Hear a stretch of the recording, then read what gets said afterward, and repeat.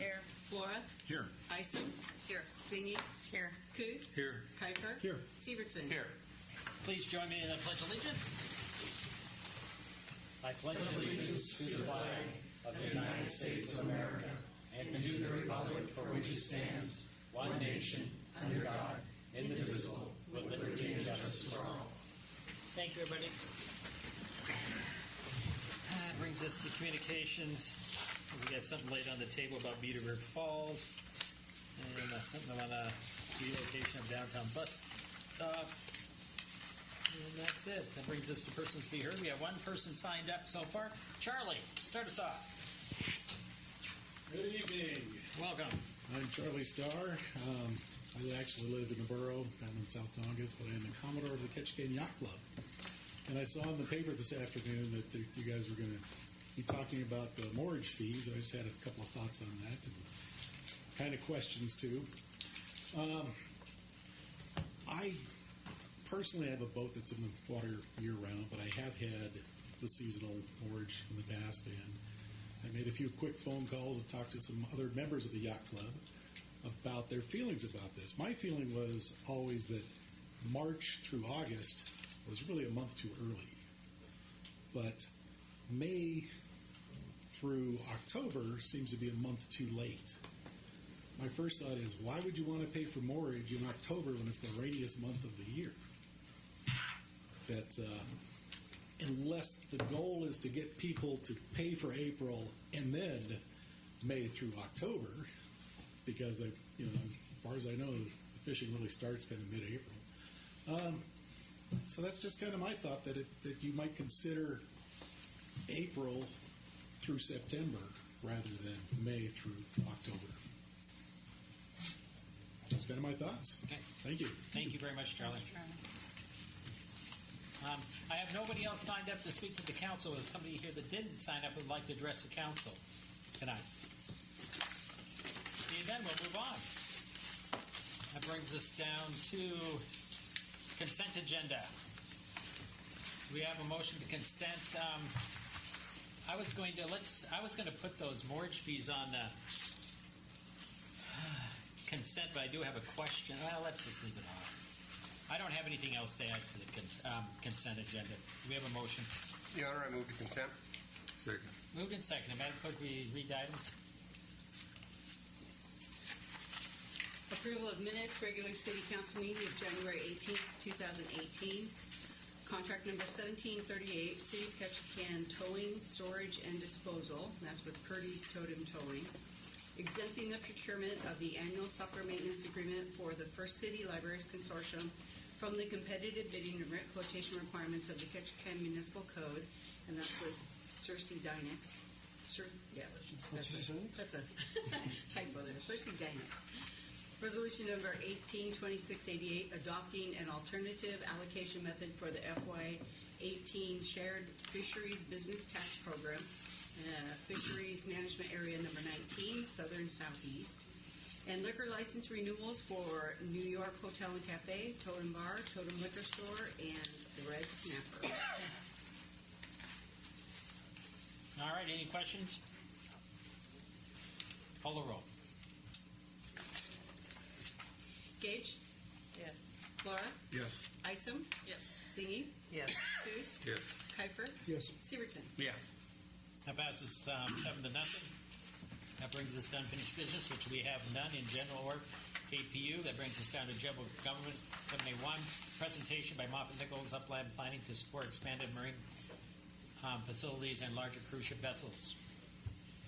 Carl? Mr. Mayor, I'm not sure where the Port and Harbors Director is, but I'm going to invite Sean McFarland to come up from Moffett Nichol. Excellent. This update is intended to give you an overview of where we are with our uplands planning effort. So I'll turn it over to Sean and or Steve if he's back. Okay, well, thank you, Carl, and Mayor and City Council.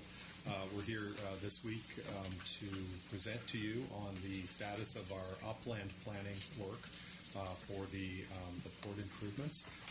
I'm here as Moffett and Nichols project manager for all the work that we're doing for you. I want to introduce Scott Laguerre and Stephen Romanen from our Raleigh, North Carolina office, who are our principal planners for the upland work.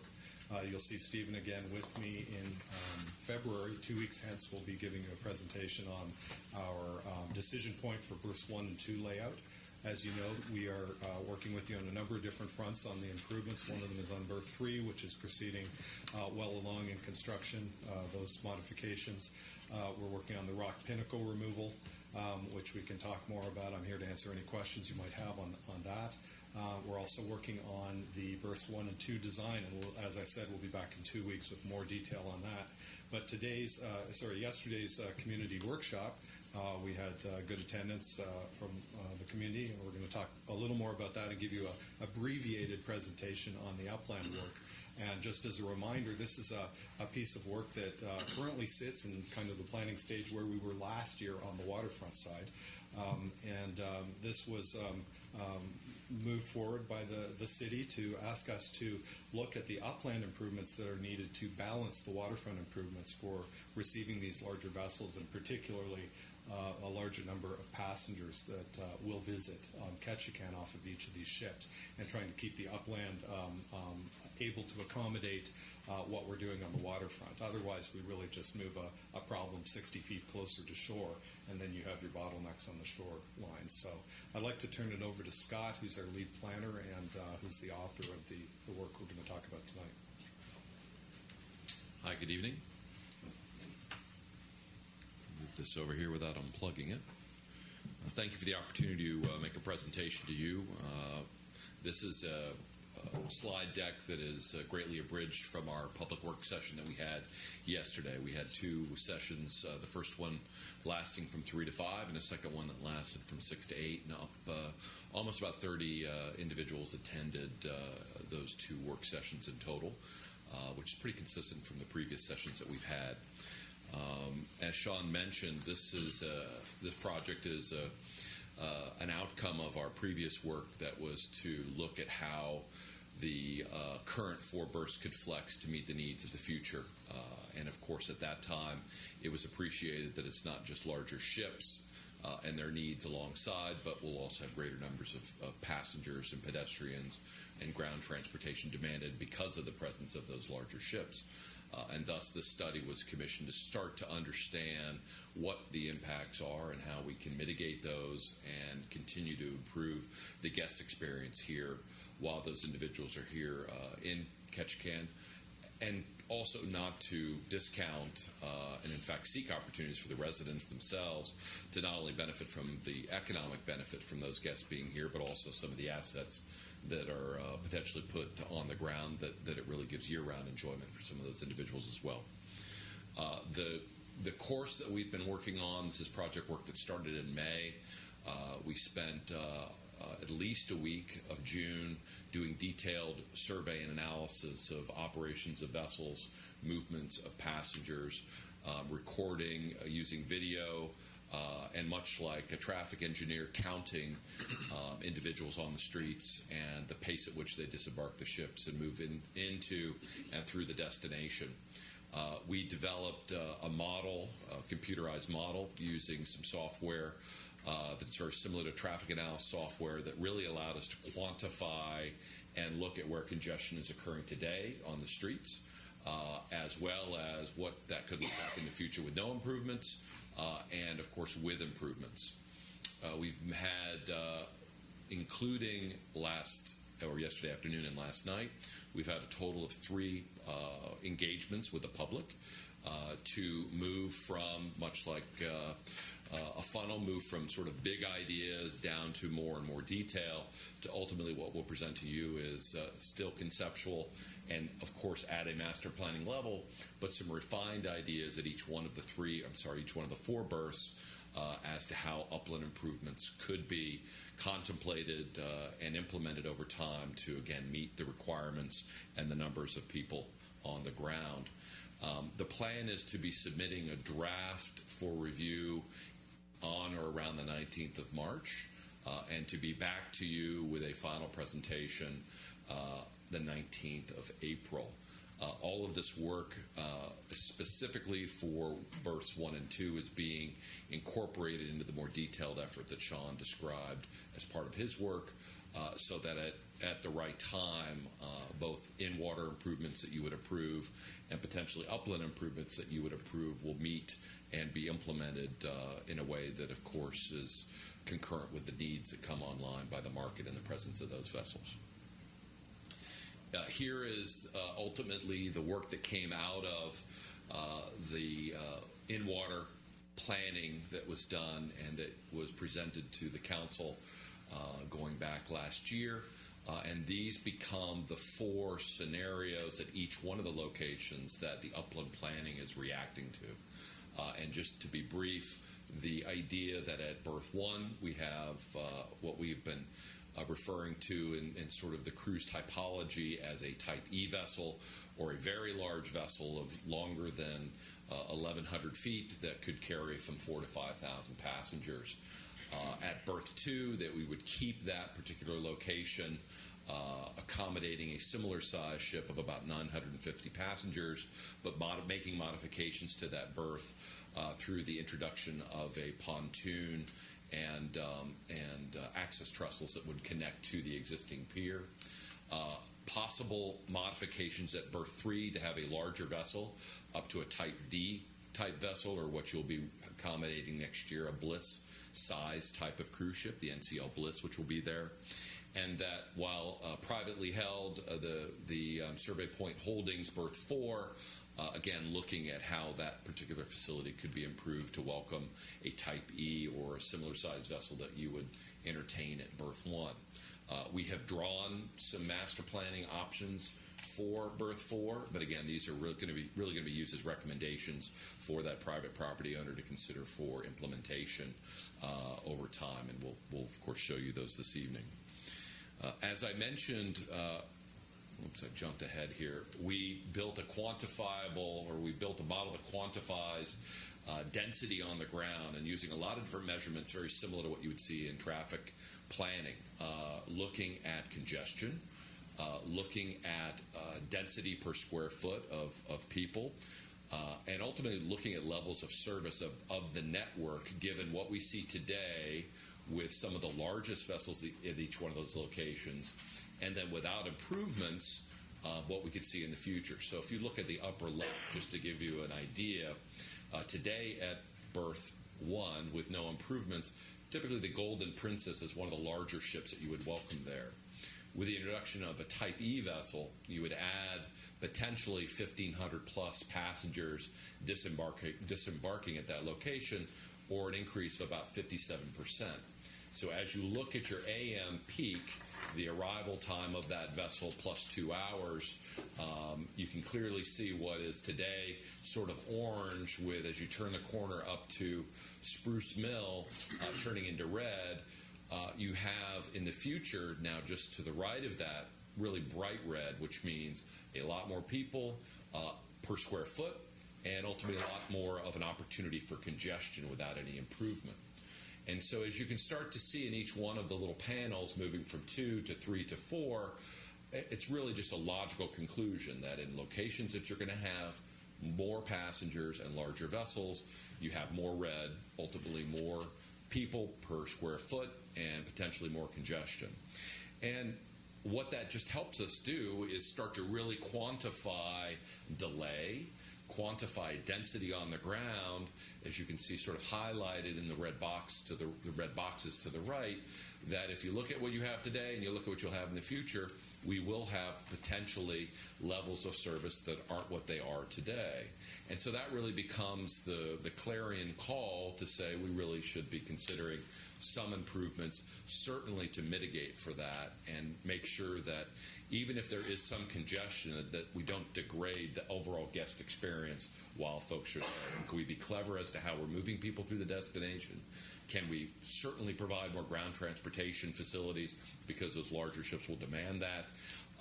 And just ultimately think of other ways that incrementally we can make for a better arrival and departure and time on the ground for those guests.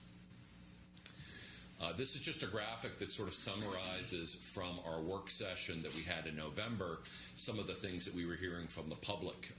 And things like, please try to minimize any visual obstruction from Spruce Mill across Berth 1 and to the waterfront. Please look at ways that we can expand ground transportation areas at Berth 1 and Berth 2.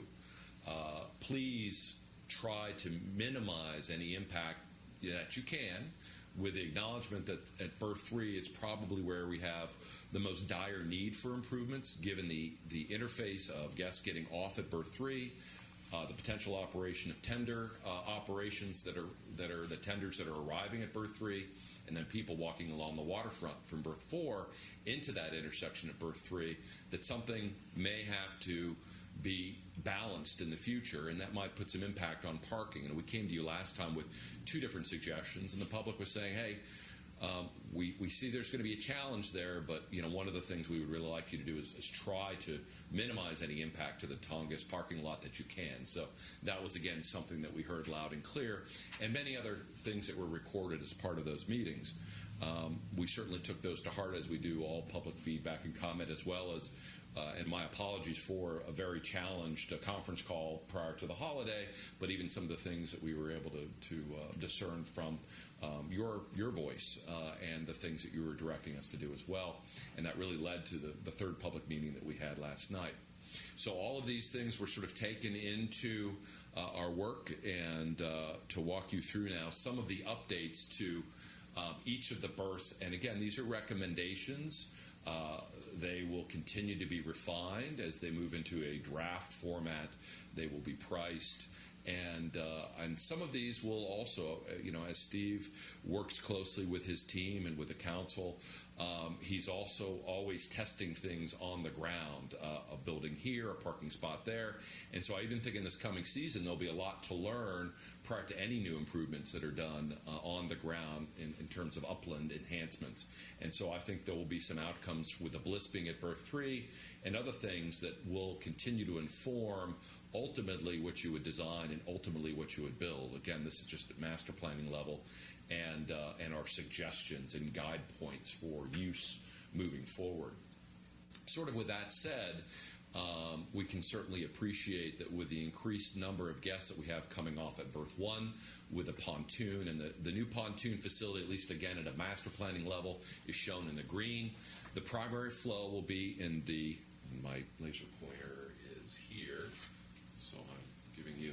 So the primary flow, of course, of guests coming off the pontoon will be the blue arrow, coming to sort of a logical decision point.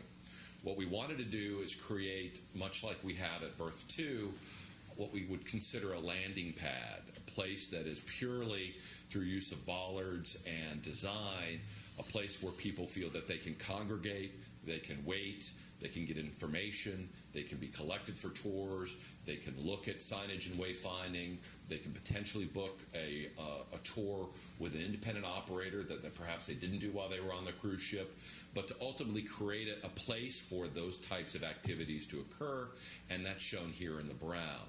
At the same time, it becomes a logical point for folks to make a right and turn up Spruce Mill, or come to this intersection and turn left and come onto Front Street, or come onto the waterfront promenade as well.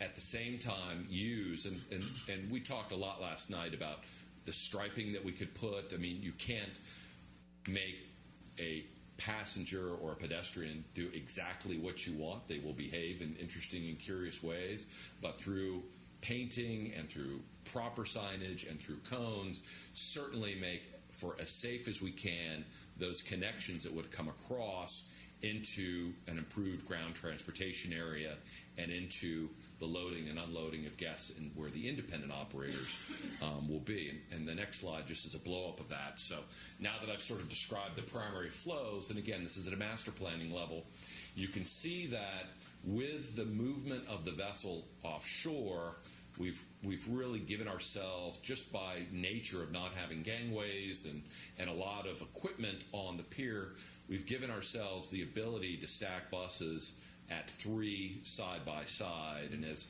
if this graphic were extending all the way back to Berth 2, you could put almost 21 buses in that location.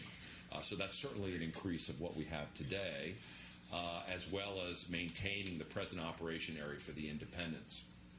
We could, along this side, stage some pre-booked vans or other types of operations. And one of the things we'll look at is perhaps the vans could go on this side so that we have passengers flanked on one side by water and on the other side by striping that then brings them to this logical decision point. And then, of course, as I mentioned, this sort of safe zone for them to behave and operate. We have a consolidated building on this location. Again, this is a footprint. This isn't something that's been designed, but the intent of that number 3 footprinted area is to be able to have independent shore providers, 3 located in that location, a safe and dry place for some of the tour operators to have their clipboards, have their paddle boards, the pallets with the numbers on them that they can stack and just to be on the radio if they need be. And perhaps if there's any light storage that is required, and taking what, you have the kiosk now, you have the gazebo, you have a storage building, you have the 2, independent buildings, really consolidate them all into something that's singular and more elegantly designed, while oriented in a way, again, it tries to strike the narrowest profile that you can within this zone and not blocking views from the Christmas shop or the sidewalk, and keeping them as open as you possibly can. Some benches, some improved signage. Again, these are all things that are placeholders, but they would go into further design.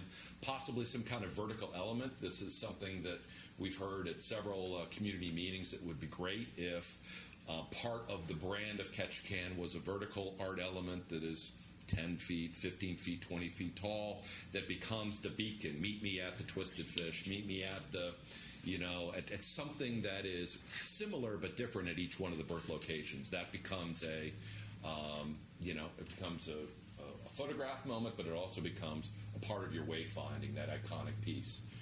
So that the notion of that, perhaps again in this safe zone as well.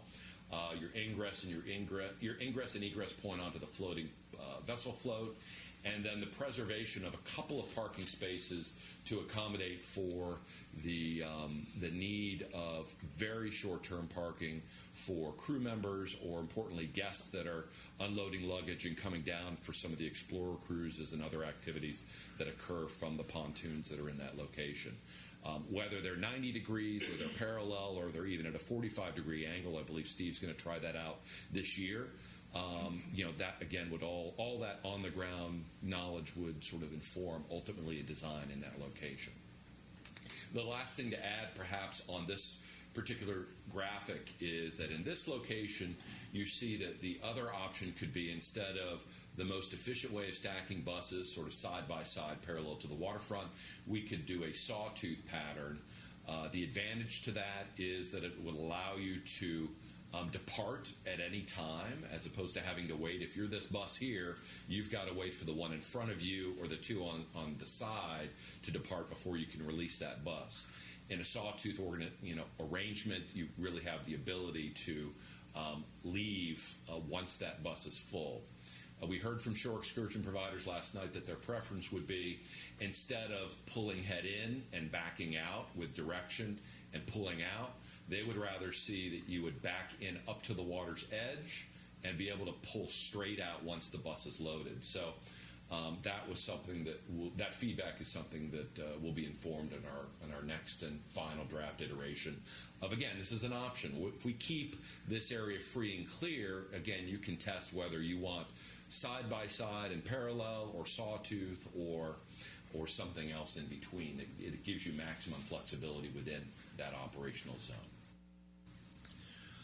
Moving on to Berth 2, the big change, of course, here is that with a floating pontoon, you have the potential now for 2 points of ingress and egress by passengers. And whether those points are strictly segregated to say, okay, you leave from the northernmost point if you're going on shore and immediately to the destination itself, or they're southernmost so that you can grab and get onto an arranged tour.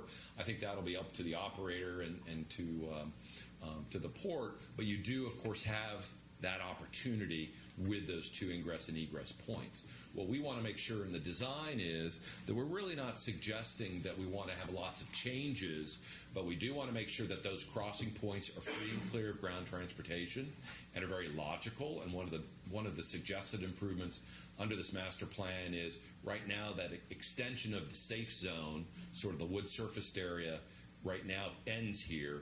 We'd like to extend it a little bit further so that once you make that cross, you immediately are in this zone that feels, again, like this is for pedestrians and passengers, and I'm not standing in a road, I'm not standing on the concrete or tarmac, and I can move my way into the sculpture, into the rain gauge, and ultimately into the Visitor Information Center, or be directed by a crossing guard into Front Street.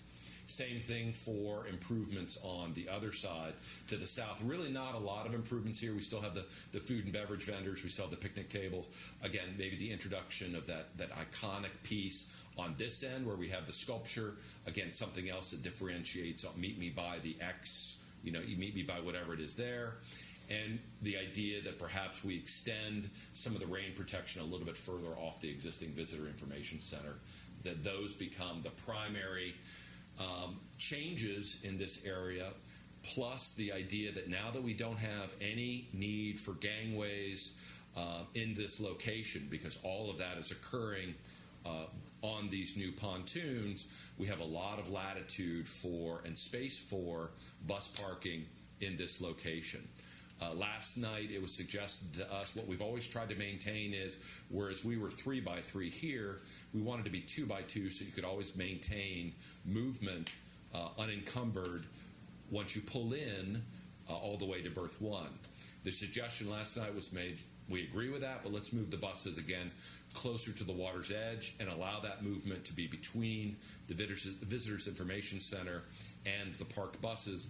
And oh, by the way, can we get a little bit more of an offset of the bollards up against the Visitor Information Center, just to provide more room given just the numbers of people and that it's already kind of a tight and confined space. So now probably to the more challenged, if not most challenged location. This is berth 3.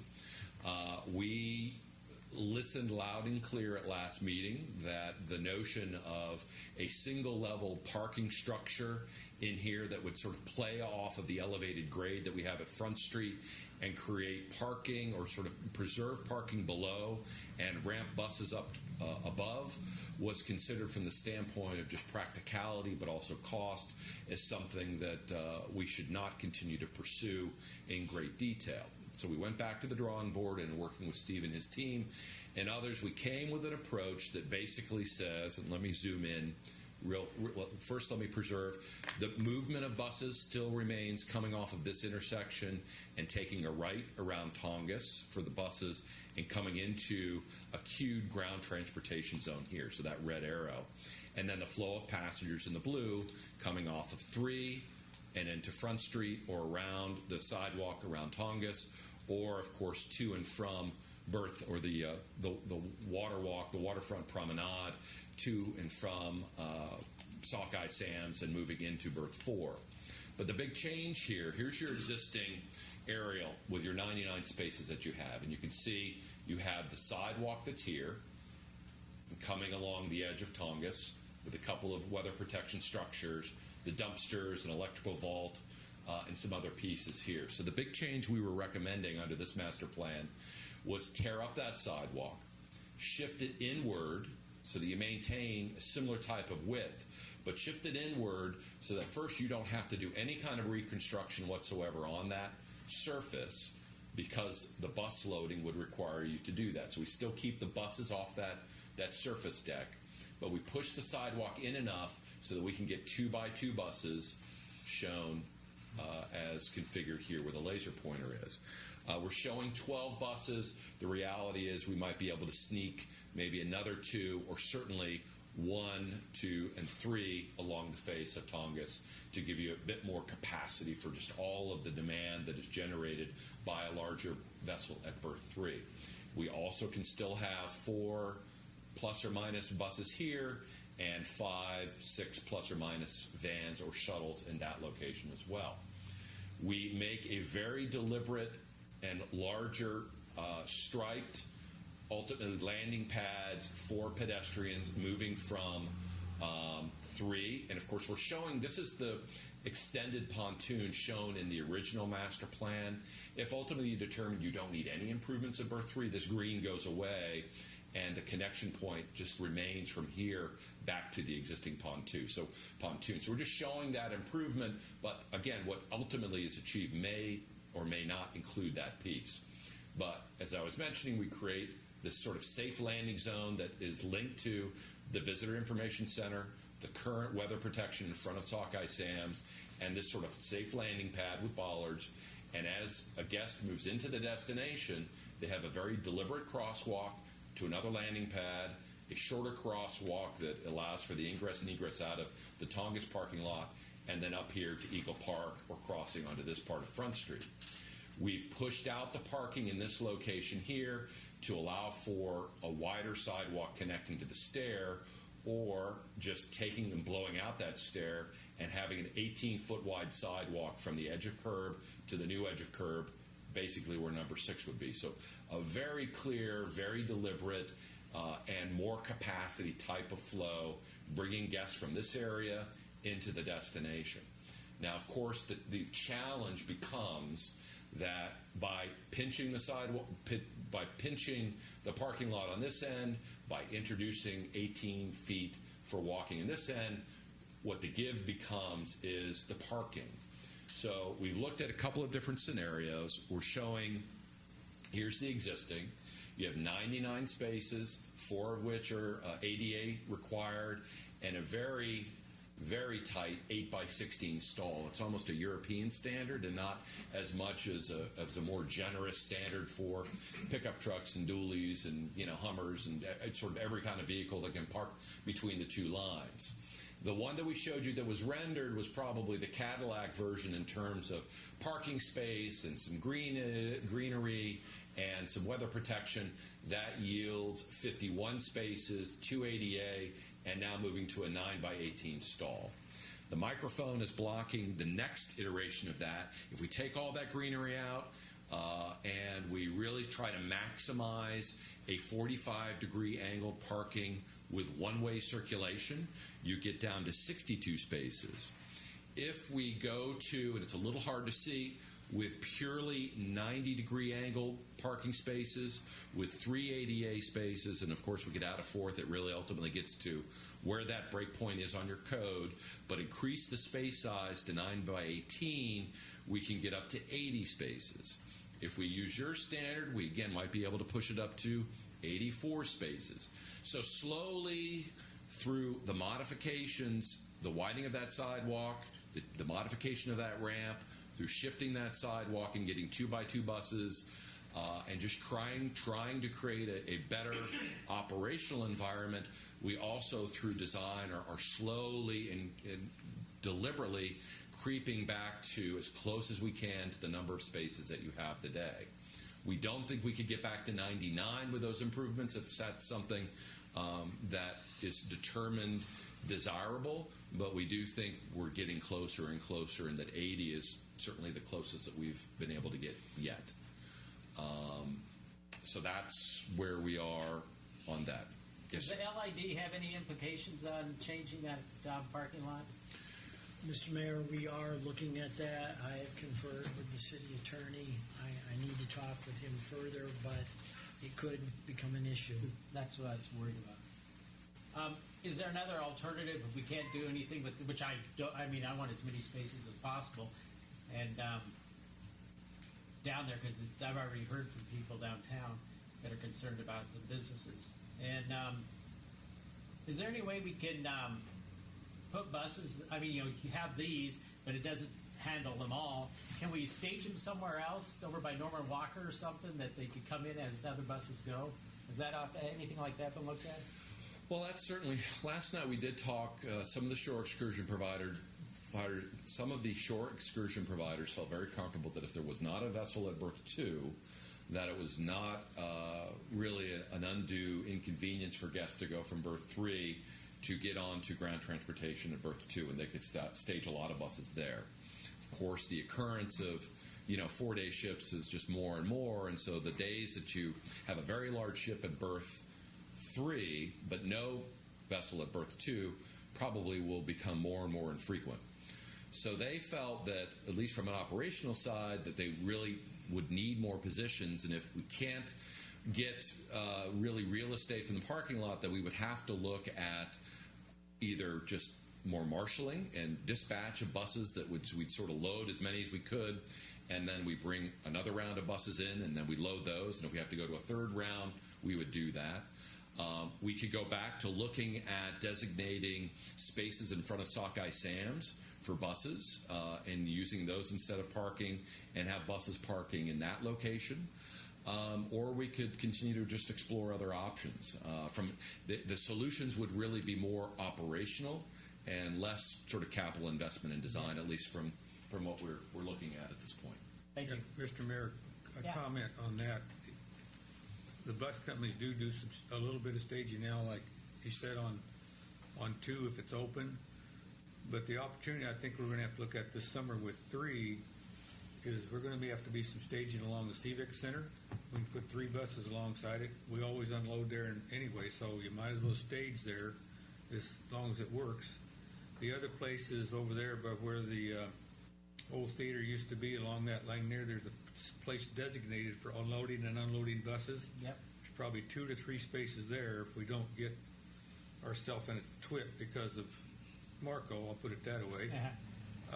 But those are places that will give us probably 6 buses plus that can be moved in, and then get those out, get 6 more in, and 6 more out. So it's going to take some thinking and staging this summer just to make 3 work.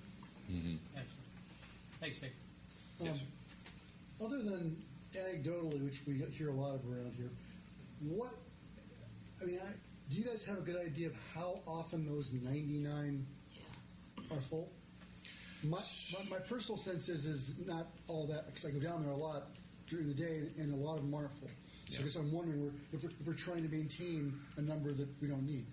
I think that's a very good point. And it was interesting last night. I think there was a bit of debate by some, and my experience was a week of really detailed watching, and I never saw it full.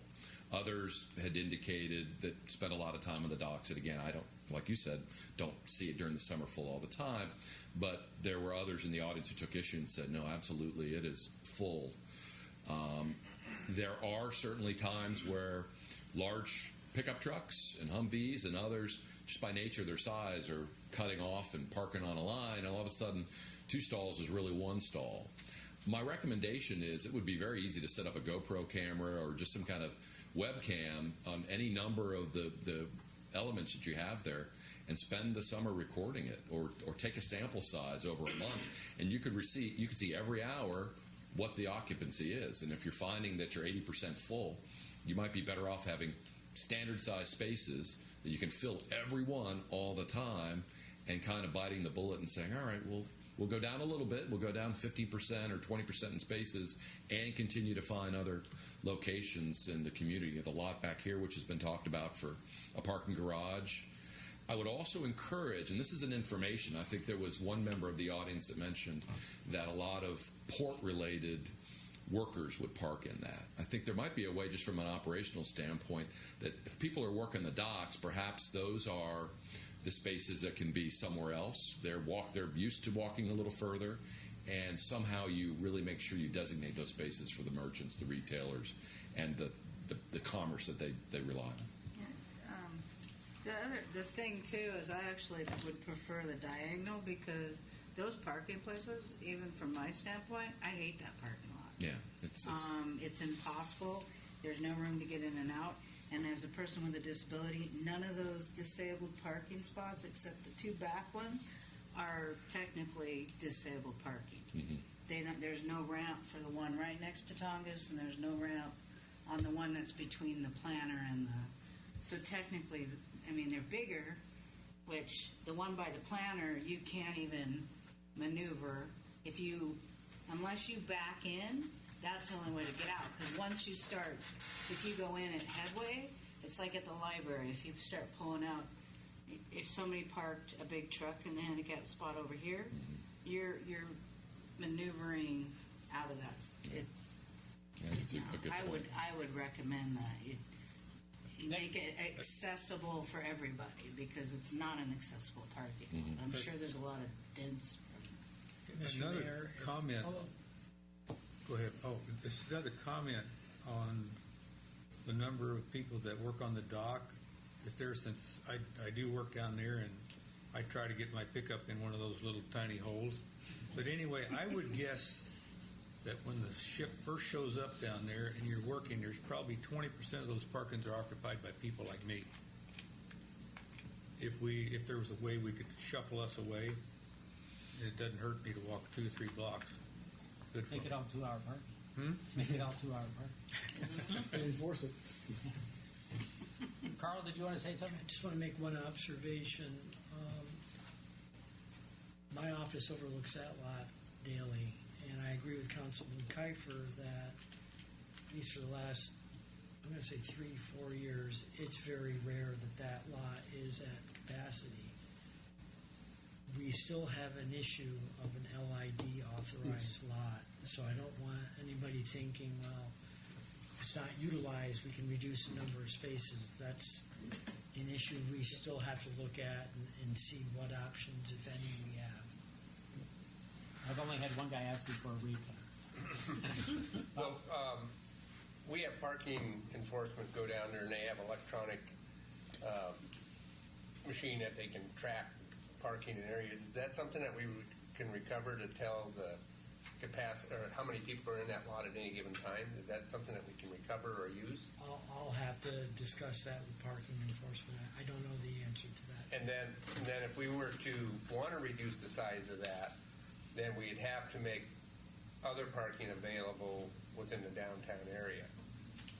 We talked about a double-decker on the lot over here by the Redmond. We have the Bottom Street lot right now that we could potentially make a parking lot out of. And we still have the place above the New York Hotel, Hickory Street. So there are some options.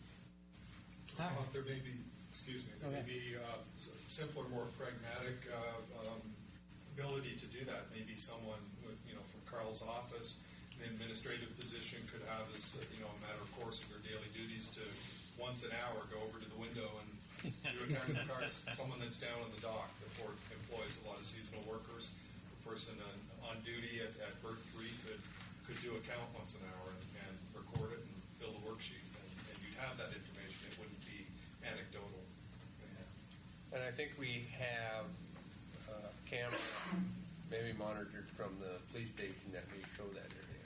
You should have a camera. Please continue, but you notice that parking is going to be an issue. Yeah, it certainly was. The first time we showed that first image with 51 spaces, there was an audible gasp. So that's why I wanted to make sure we said, well, we can continue to progress to have more. Except you can open your car door. What a fancy thought. Please continue. Quantity, not quality, I think some of the participants wanted. So the other option, I know I mentioned and spent a lot of time on 3A. This is 3B. This is effectively the same, with some minor modifications, option that we showed you last time, and wanted to retain it, but it seems to have the least traction of anything that we'll show you tonight. What we tried to do here was, again, have this movement coming in off this intersection around Tongass, and now leave the sidewalk the way it is and have basically a line of buses. But the big improvement being that we retrofit a portion of the existing deck so that we can make a movement coming here and park buses on this side and allow them to sort of do a 180 and come out. And we have tested that with a program called AutoTurn that we can make that turn and come all the way out. I'll zoom in, and it basically just shows you now that we've got this sort of island where guests come and they can load and then go back into the network. Of course, as you can quickly see, the big trade-off is that parking is not only cost, of course, but parking is radically reduced.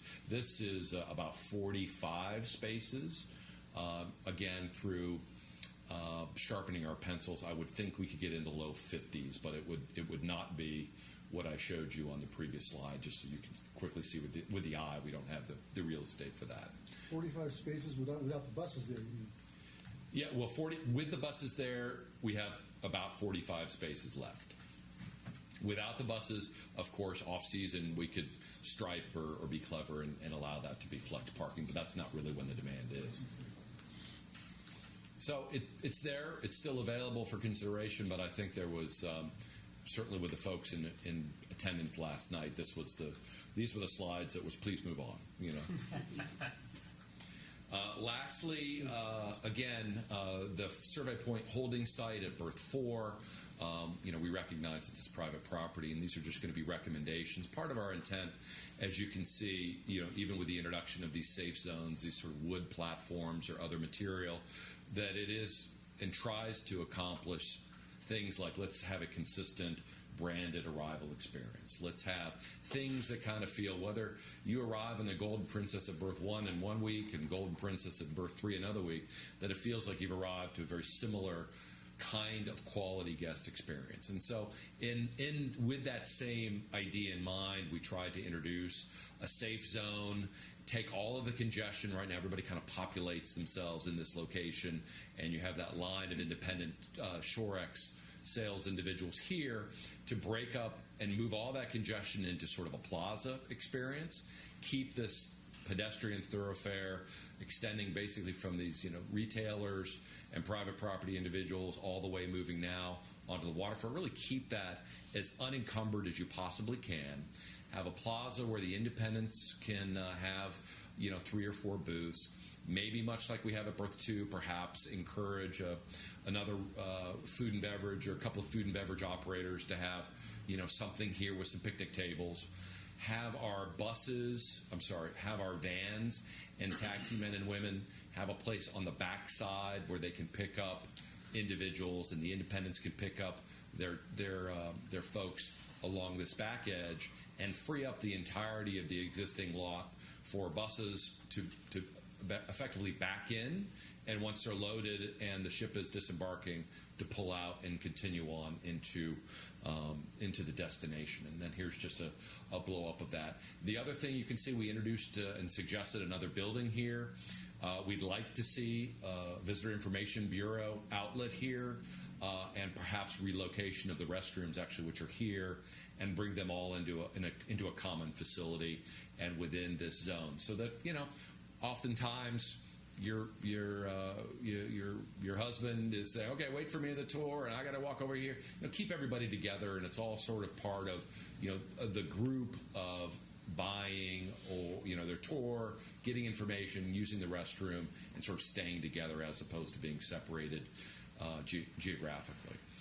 Over the very, very long term, and then this is just something that we know is a potential outcome of the plan, and that we can embrace it, but we're not recommending, we're not saying this is what has to happen, but as you can see on the overall right, that if at some future time these private property owners wanted to redevelop their sites, or some other public-private thing were to move forward, that you could reconfigure these buildings and open up that linear movement across the way, and again start to get into renewal of Newtown on this side and moving down the road. So just the notion that you can continue that main move into any kind of redevelopment across the way. We show a lot of things in plan. We show a lot of squares and circles and dots, and the reality is that what will live on through the upland improvements is a kit of parts of things like bollards, things like light standards and benches and weather protection, and perhaps wood seat walls that are underlit, and rail and follies. These are things out of the historic Ketchikan templates that they've done. We'll make some suggestions and recommendations. Ultimately, this will be the fodder of follow-on work by architects and landscape architects to design and place this kit of parts on the water's edge. My only word is that I really like the templates that the historic preservation folks and that Steve and the Port team have sort of been working with. The idea of wood and sort of patinaed elements and metal. I think all of them work well and speak good to your brand, and I would build off that foundation. And I don't think you need a lot of sort of brand new infusion of different sort of items that aren't present today, with the exception of art. I mean, I think that becomes a distinguishing point, and I think you've got a lot of opportunities to do more of that on the waterfront. So hopefully I've not been overly long-winded, but did want to, since we weren't able to do this last time for you, give you a pretty comprehensive update on where we are.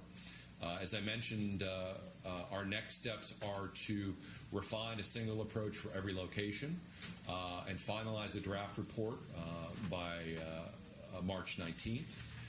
Receive feedback from Steve and his team and others, and be back to you on the 19th to present a concise final deliverable associated with this effort. And again, just to make sure that this work it will dovetail with the work that's being done in terms of more detailed design on bursts 1 and 2. I'm certainly happy to answer any additional questions that you have. Dave? Flip back to berth 1.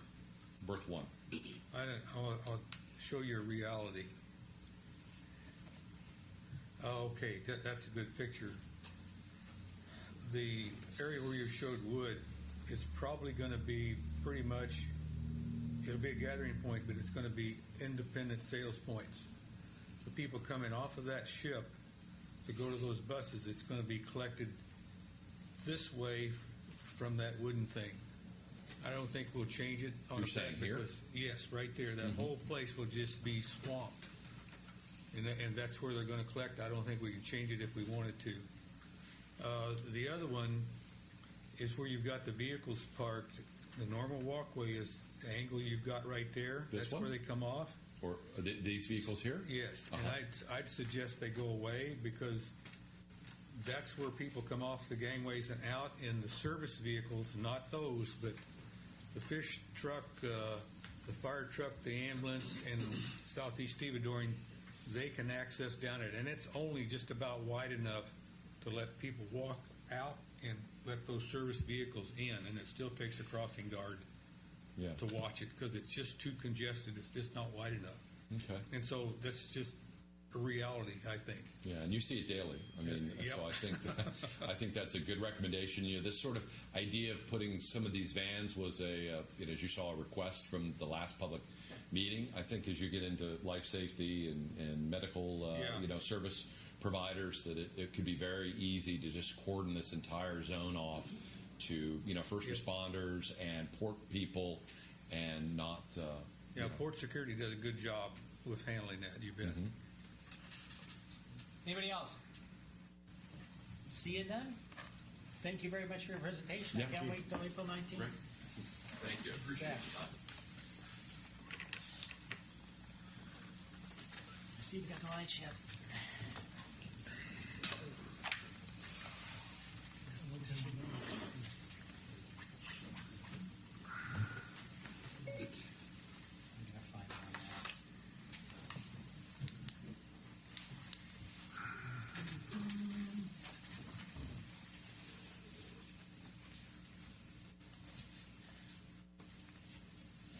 Okay, that brings us down to number 7282, ordinance 1860, authorizing negotiation agreement with the Great Alaska Lumberjack Show LLC and John Dawson pedestrian promenade easement, Thomas Basin easement, first reading. Can we have a motion?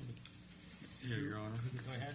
I move the City Council approve in first reading ordinance number 1868, authorizing negotiation of an agreement between the city, the Great Alaska Lumberjack Show, and John R. Dawson, giving T-Gals an easement in Thomas Basin, with T-Gals and Dawson giving the city easements for a pedestrian promenade, and establishing an effective date.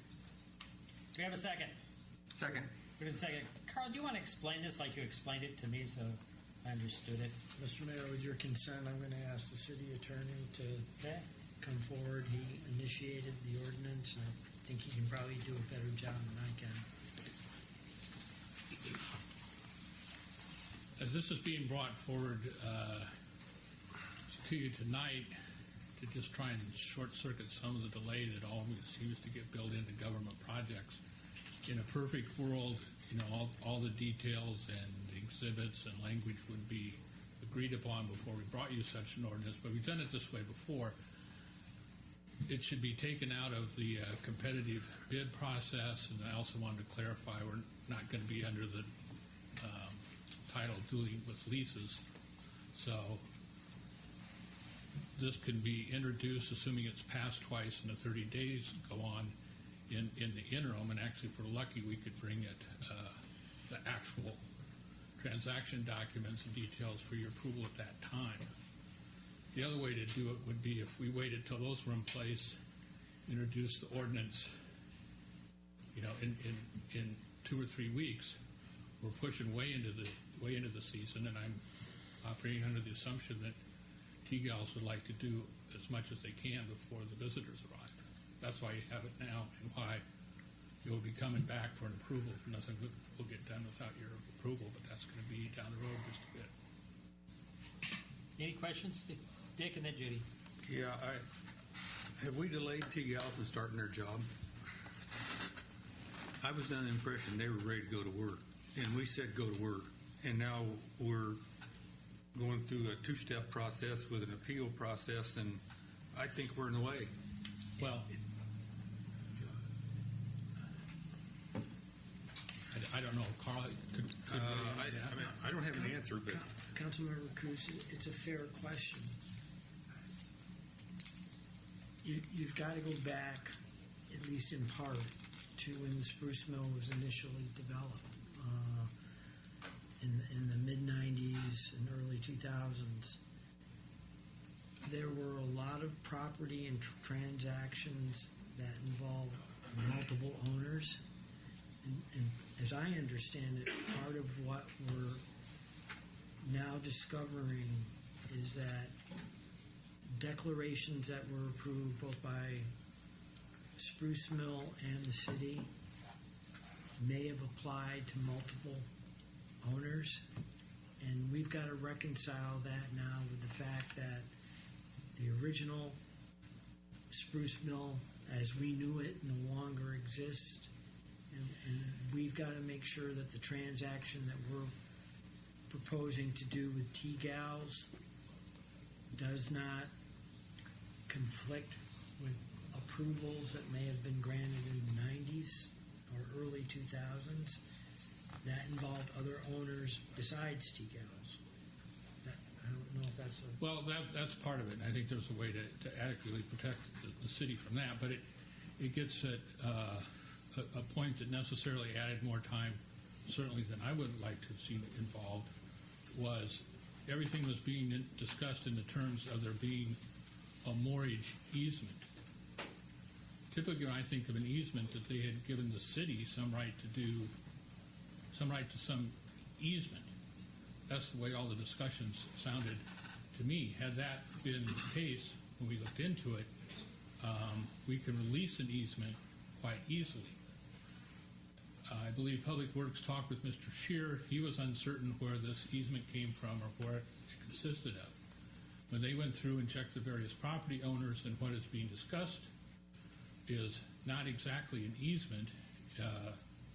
That's probably the simplest way to understand it, but it was an allowance under the declaration to allow the waterfront, and in particular, to my reading of it, it was tied to plans that were approved to have a marina down there, that the city would allow moorage within that area. So as it turns out, we're really not giving an easement back to the person that owned it in the first place, which is pretty straightforward. We're granting an easement, which is an interest in real property, and under our code, unless we have a special ordinance, that has to be by competitive bidding. Obviously, that isn't going to work. So as we discovered this, and I sent, I hope a detailed enough email to Mr. Scheer as to what we had run across and what we had proposed to shorten up the time. I understand that he's anxious, he's understandably anxious, but in a sense it can't be helped. He certainly hasn't been express any outward anger. I'm sure he's frustrated. I would be. I haven't talked to Rob. Yeah. It frustrates me that where I thought we made a decision and I knew they were ready to go to work, and now we're still playing the paperwork game. And anyway, that's okay. I understand Let it that, go. and that we're trying to move it as quick as we can, and this is one way to do it. Judy? Well, I thought we made a decision too, but I thought the decision was that for them to go forward, but that the promenade was on hold and we weren't going to be moving forward with that. So now I don't understand why, again, it seems like we find out something at one meeting and we come back and now there's apparently more to it, and now we're asking for this easement. I mean, why do we need this easement if we've decided that we're not going forward with it right away? As I understood the direction from the council, there was not going to be any immediate decision made on the promenade in terms of construction moving forward. At no time did I understand the direction of the council was not to pursue an easement for that promenade so that a future council could consider it. If the direction now is we don't care about an easement for the promenade, that's what the council needs to tell us, and we'll abandon that, and that resolves that issue. Well, it would just be nice to know these things all at once. You know, Well, Carl, to me, I think we did intend for there to be a negotiation for an easement to work it out, but I thought we were going to. That was over and aside from getting this job done. right. That's But where I was at. in terms of reducing the transaction to paper, as I understand what the city attorney has advised me, there's got to be a description of the easement and any associated conditions described. What I had taken away from the council's previous discussions was there was no commitment to actually construct a promenade there.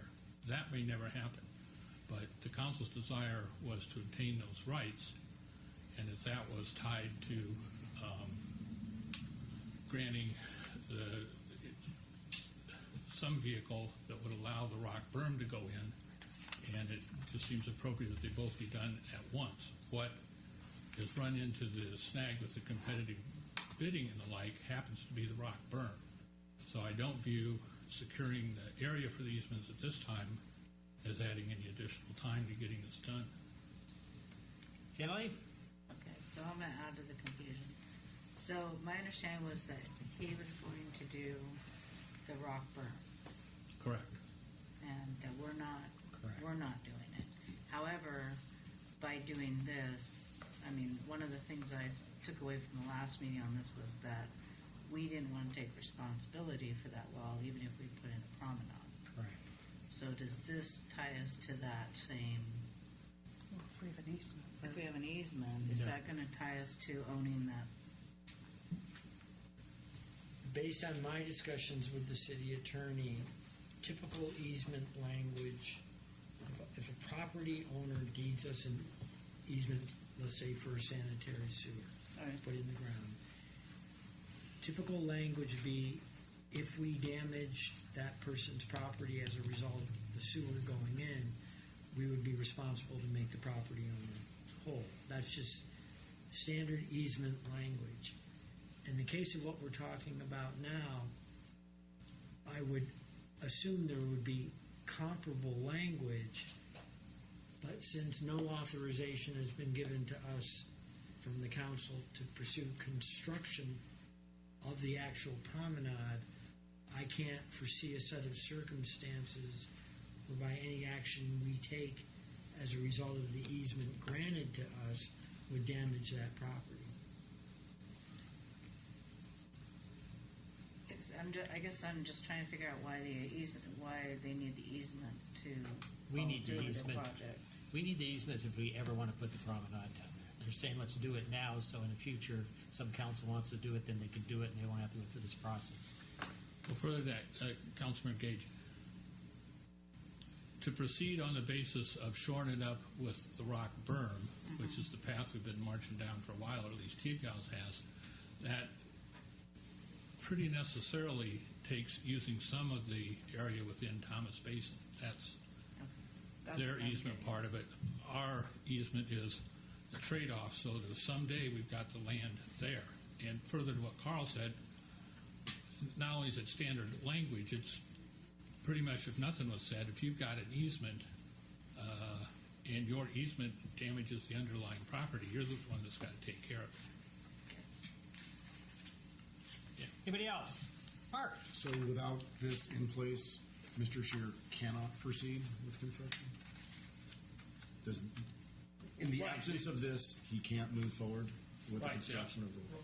Right. He doesn't have any he doesn't have any legal mechanism. I mean, if we let him in on a temporary basis, I wouldn't be too thrilled if I was him. And then I think there's a provision he needs to show to the Army Corps of Engineers. He has the permit. He has to show he's got a sufficient property interest. So this would check that box. So this is a memorialization of the trading of the easements that we discussed previously? Yeah, I would say that. Okay, thank you. Yep. Anybody else before we vote? Thanks, Mitch. Sure. Call the roll. Severson, Yes. Kiefer, Yes. Coos, Yes. Zini, Yes. Isom. Yes. Flora, Yes. Gage. Yes. Hey, that passes 7-0. Brings us down to 783. Ordinance 1864, amending mortgage fees and charges in Chapter 14 of the Ketchikan Municipal Code. We have a motion. Your Honor, Yes. I move the City Council approve first reading ordinance number 1864, amending subsection D of section 14.20.045 and subsection A of section 14.40.020 of the Ketchikan Municipal Code entitled Reservation of Floats and Mooring Facilities Reserve Moorage Fee, respectively, related to the moorage fees and charges as established and effective date. Second. Moved and second. Before we, when's the next Ports and Harbor meeting, Steve?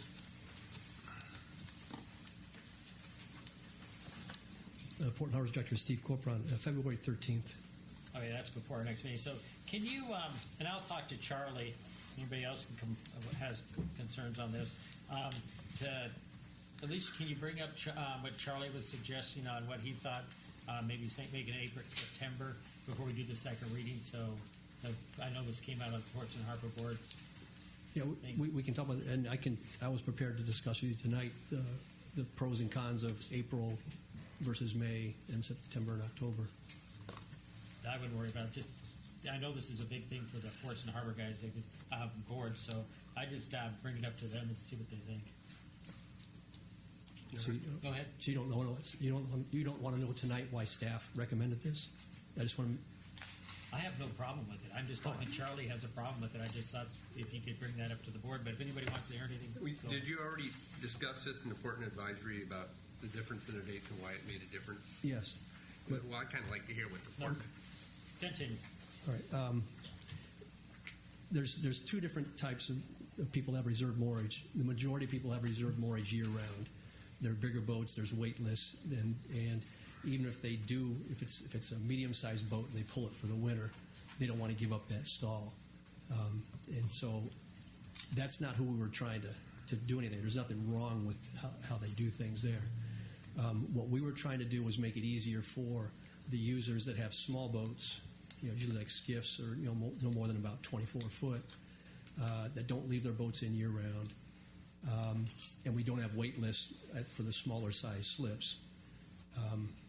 And it was a big paperwork drill for them and for us to have them pay for their moorage for they may put their boat in water in April or May, pay for 4 months, and then have to pay for 6 months for September and October, and then after they pull their boat, then put in for a refund for 4 months.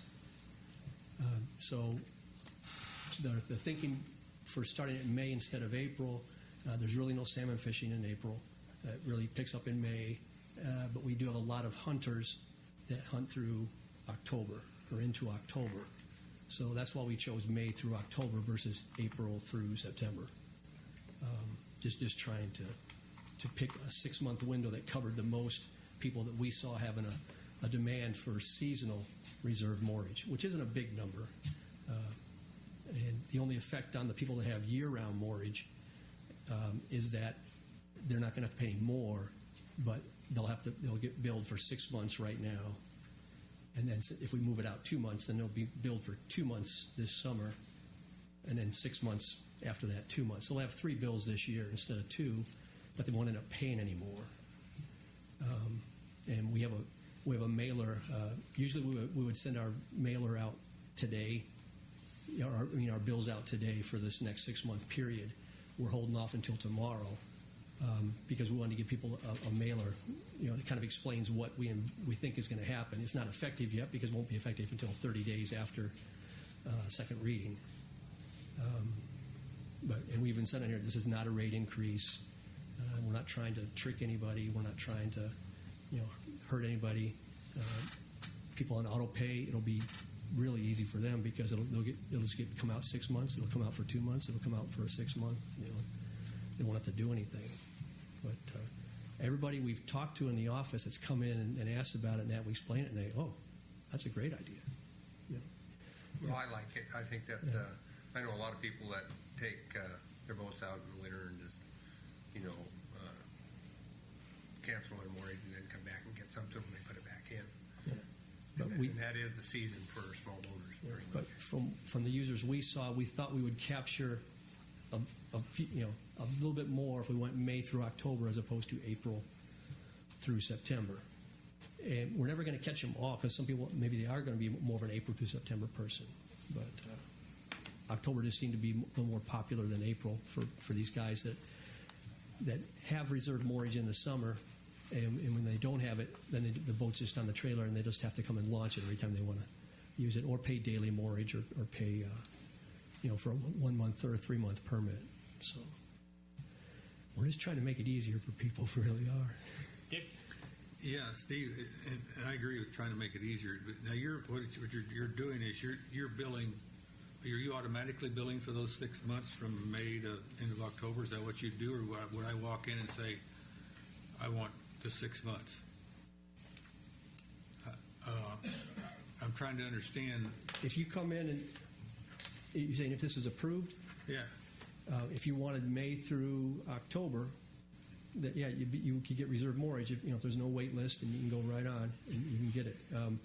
If you come in June, let's see, you'd pay 5 months because there's only 5 months left in the 6 month billing period. What if I came in the 1st of April, like the gentleman suggested, and said, I want to go to the end of October? Can I pay you for 7? If there's no wait list, yeah, I'm pretty sure that's the answer. Because we tell people they can prepay. They just have to acknowledge if it's outside the billing period that if the rates do go up, which we don't envision them going up for a while, they're subject to paying the extra. And we had told people the option. Some people pay for their year mortgage once a year. Yeah. But it's subject to if the rates go up, during the second half of it, they got to pay the difference if that happens. But if somebody came in, if they want to pay now, some people might get this bill and they might call us and say, I don't want to pay that 2 month extra. I'll pay 8 months now.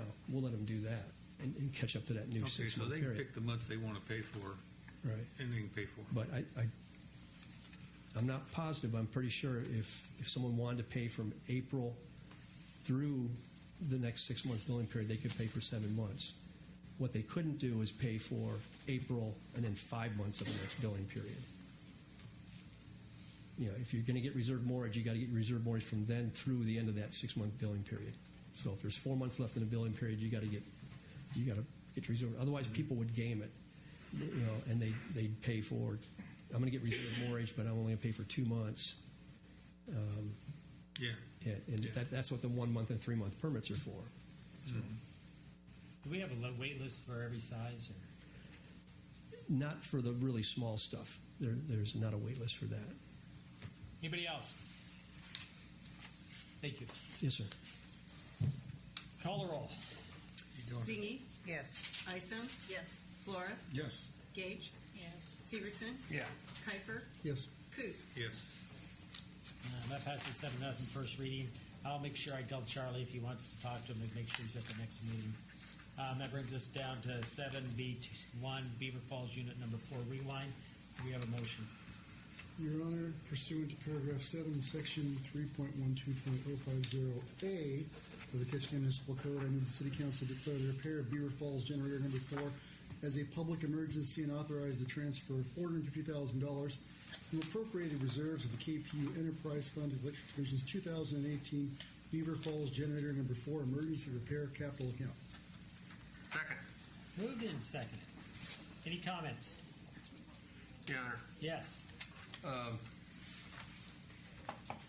know that this one will be covered under an emergency situation, but we have another generator out there at the same age. And I talked to Carl a little bit about this earlier, so there's a couple things that, some questions I have yet, but if we're going to indeed do it here in Ketchikan and have people up, I don't know if there's a cost savings of doing the other one at the same time. They're 60-some years old. And under that, I have a little problem with us running our, as important as this memo says those generators are running in the phase. We should have a plan in place where we maintain these things too. We repair them on our schedule because normally equipment's going to break when you need it the most. And so I'm a little concerned about whether or not we have a program in place, and I think that's something that I could ask Carl to let us know later on. But I think it's important for us that both those units are in jeopardy, and I think they are. One's down now, and the other one, I think, has the potential to do the same thing that we look at. So you want him to go ahead and look at the other one? I think that would be appropriate. If council concurs with that approach, I'll start working with the electric division manager and the finance director and the attorney to see if there's a way we could incorporate that second unit into the current contract that I've already authorized. And if there are four hands to do that, that's what I'll do. Do we have approval? Please look at it. Thank you, Carl. You got it. Also, I think that I know that we're going to do this under an emergency order with a company that we've had good history with, but is there a breakdown on the cost in regards to what we're doing in the way of it says it's going to be 50 days from the time they get here? Are they working 5 days? Are they working 7 days? Are they transporting back and forth? That type of stuff. I'll defer to either Jeremy? Mr. Donato or Mr. Bynum.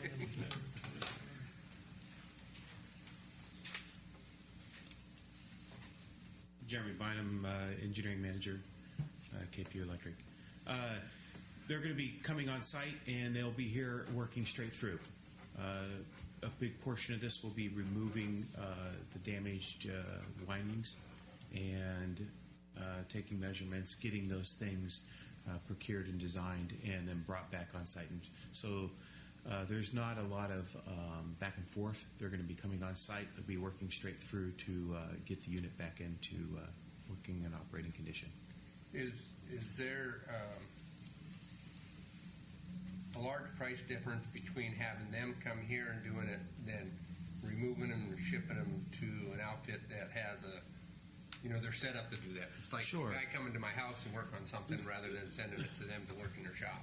Right. The stator core and frame itself, we did evaluate and look at whether or not we could remove that and ship it south.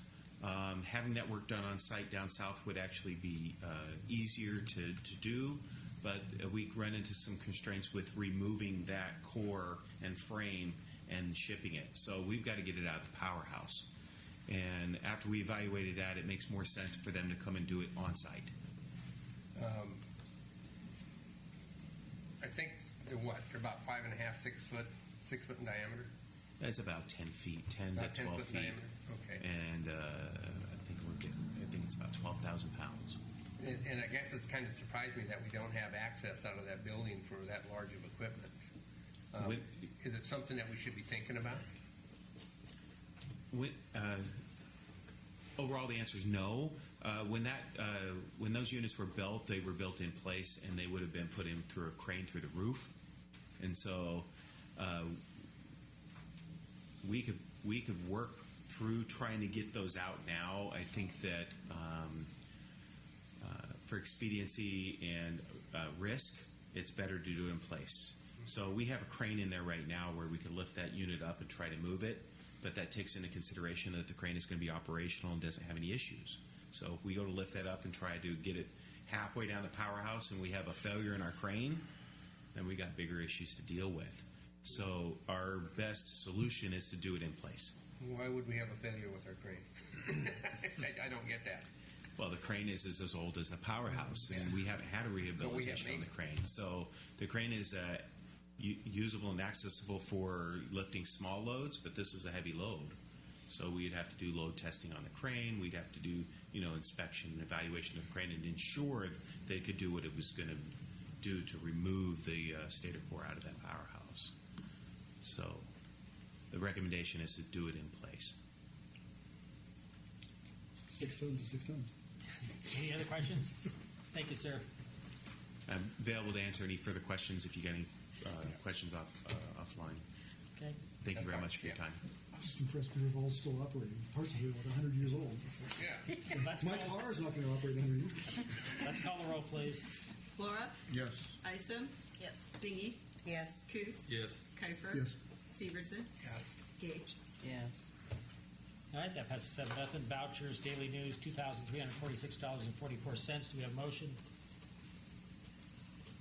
Your Honor, I move for approval of vouchers to the Ketchikan Daily News in the amount of $2,346.44.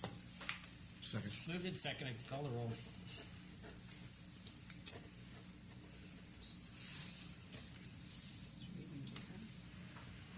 Gage, Yes. Flora, Yes. Isom, Yes. Zingy, Yes. Coos, Yes. Kiefer, Yes. Severson. Yes. Okay, that passes You can 7-0. get paid, Blake. Manager's report, Carl. Just to Mr. Mayor, as you'll recall during budget deliberations for 2018, we had brought back a series of motions recommending that we defer using CPV funds for a number of projects in light of the ongoing litigation in Juneau. We thought that one had been added to that list that we hadn't brought through conversation with the council, and specifically that was the seasonal litter program, and we haven't been able to verify it in the minutes, but what we recall is, and what we would recommend is that in lieu of funding that program through CPV funds, it be funded through public works sales tax. And unless the council wants to direct otherwise, I'd like to get the budget finalized on. How much that is it? assumption. We're talking just a several $1,000s, not a big amount. Sounds good. So Any objections? and that's what we'll Thank you. do. The other is I wanted to alert the council that tomorrow we will be meeting with John Binkley of CLIA to start discussions about the proposed Panamax cruise ship berths at the port and the identified need to get to 2 of those type berths. And we want to bring CLIA up to speed as to what we're doing and start the process of seeking their concurrence of our plans. So I will be reporting back on that in weeks to come. And I wanted to alert the council as a result of those issues starting to gain momentum. I may be looking for a special meeting later in February to discuss the status of what we're doing. And there are a couple other non-related issues that might be added to that agenda as well. So hopefully within the next 3 to 4 days, I can get that narrowed down and get a request to the mayor and see if we can move that special meeting forward. And that's all I have. Any questions for Carl? Go ahead, Bob. So, Carl, when you meet with them, we're looking at this upland planning and going to be discussing some of the abilities to do some of that. Tomorrow's discussion is going to be more on shoreside improvements. And what I've already advised CLIA is that we have Moffitt and Nickel under contract for uplands planning. That's a work in progress. and that we certainly would be seeking their input prior to moving specific projects forward. And that's what I intend to convey to them tomorrow. Yeah, so one of the questions I had when we get to that point, it's going to be down the road a little bit, is whether or not if we have to displace parking due to our LID, is if that we could utilize monies to develop another structure. Certainly we can talk about that with them. Anybody else? All right, thanks, Carl. That brings us down to city clerk's file, Nothing. city attorney's file, future agenda items. Your Honor, Yes. I'd like to bring back with four hands the ordinance requiring healthcare practitioners and facilities upon request to provide an estimate of anticipated healthcare charges. I originally brought that in November 20th, and then there was a meeting with the CAO, I think, of the hospital, and they did their presentation, but the presentation was mostly on, the billing issues that they have. And so since then, because I brought this forward, I've been approached by people saying, what happened to this ordinance? We'd really like to see this go forward. So I'd like four hands. So we have four hands to put that on agenda. 1, 2, 3, 4, 5, 6. Got it, Judy. Thank you. Anybody else? Mayor, council comments. Dick? No. Judy? Nothing else. Jenna Lee? No. Julie? No. Bob? Nothing at this time, Your Honor. All right. Mark? Nothing. Dave? I just gotta blow it. Well, you want to ask Clea if they want to pick up our trash collection thing. Sorry, just couldn't resist. Couple of quick things, Your Honor. First of all, there's been a couple of business thefts in Ketchikan in the last couple of weeks. Lock your stuff up. Cars have been broken into as well. Other things happening. Apparently, people need money for something. I'm not going to say what, but just lock things up. The second thing, this kind of relates a little bit to the discussion we had earlier about the seasonal use of the harbors for boats. I'm just fortunate enough, like I said, I live on a street where it seems like everyone in town wants to park their boats on all winter. Thank you. And, yeah. And actually, I've been getting calls for the last couple of months from folks who apparently live on other streets where that's happening. And maybe it's about time for us to look at our rules and our enforcement. I get that if you live on the street, you can park a boat somewhere, but I'm not sure whether it's 100 feet or 50 feet or what the rule is, but there are boats parked in front of our house from people who live 500 or 600 feet away. Also, it depends on what size the street is. Yeah. So we can look at it. Yeah, because some streets just aren't made for that. And actually, 3rd Avenue, I see a bunch of boats there, and those make it. They block the mailboxes. I guess I'm all for people being able to park boats in front of their house, but I think something about we're expanding beyond that, and they're being able to park their boats in front of everyone else's house, and that's a problem. So I guess I'd like to see that come back at some point. And Carl, can you get us at least what the rules are? 'Cause they do that up on that road that swings up behind the high school and up to the college. Yeah, and yes. during the summer, that's just a boat hangout. And you can't even see around them to see where the cars are coming. Yeah, it's kind of a black spot. Yeah, when you're talking about parking things, is that area next to Dudley Field, is that the school all the way over to the fence? Do we know if that's a right-of-way in there or anything? Can we check on that? You mean the place where they have all the... Where the school, Yeah. where they park all the cars? Yeah, what happens is they had a shop, I don't know if they have it anymore, but they had all these derelict cars, and then they stay there all year long through the softball season, soccer season, and I think they should be required to remove them. They've been there a while. That's All right. Oh, yeah, that corner. All right. They were Dave's cars, I didn't realize. There's no other new business. That brings us on to executive sessions. We have a request for executive session annual evaluation. City manager, do a motion. Your Honor. Yes. I move the City Council go into executive session in accordance with KMC 2.04.025A2 for the purpose of continuing an annual evaluation of the City Manager's KPU General Manager, which may involve discussions and subjects that tend to prejudice the reputation and character of the person providing. The person may request a public discussion. Do you have a second? Second. Moved and seconded. Call the roll. Coos? Yes. Zingy? Yes. Isom? Yes. Flora? Yes. Gage? I suppose. Severson? Yes. Piper? Yeah. We'll adjourn this and meet in the other room. Did you have something for us? Hey, I forgot my book. You The what? bus? Oh, Oh, yeah. I'll try to remember. Now, Carl, this is a DOT issue and borough issue in regards to relation to locating the bus stop.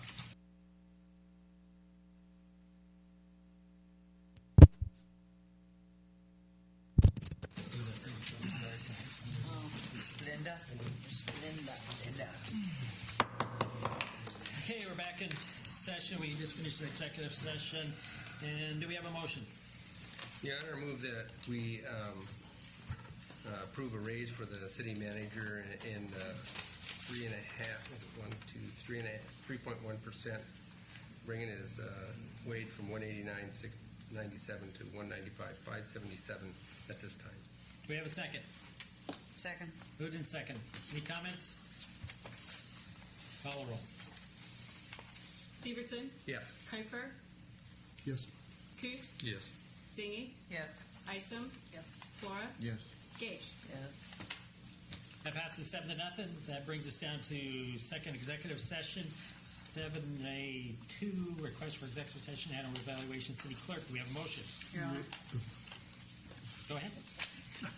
I move that the city council go into executive session in accordance with Ketchikan Municipal Code 2.04.025A2 for the purpose of conducting the annual evaluation of the city clerk, which may involve discussion of subjects that tend to prejudice the reputation and character of any person, provided the person may request a public discussion.